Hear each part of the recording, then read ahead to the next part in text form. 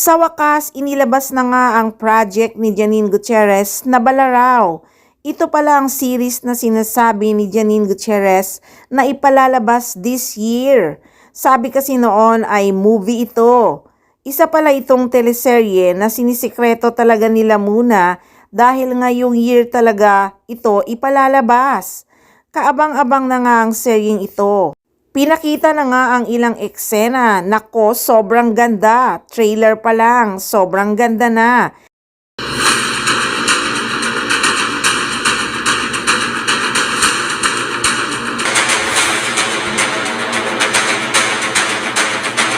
Basta si Janine Gutierrez gumawa ng project, siguradong maganda.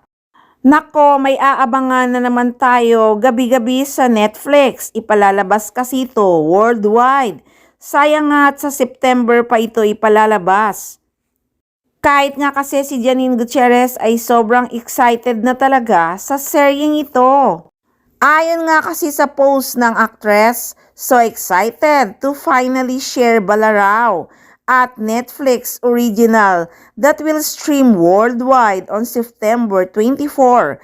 It's the first Filipino Netflix original series that will be streamed globally, produced by at Epic Media PH and the most amazing team of actors, creative crew, Filipino horror, folklore family at the forefront.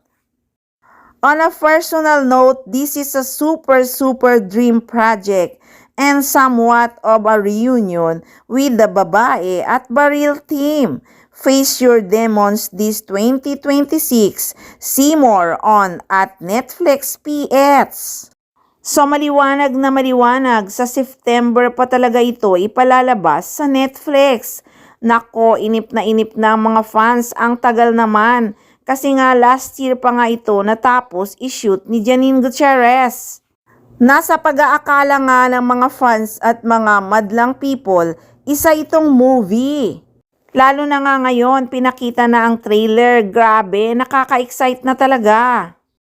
Nagtaka tuloy ang mga fans bakit ang aga-aga nitong ipinakita sa social media. Kasi halos 7 months pa bago ito ipalabas sa Netflix.ph. Nakaka-excite na talagang panoorin. Ang tagal naman ng September. 7 months from now. Sobrang tagal, di ba?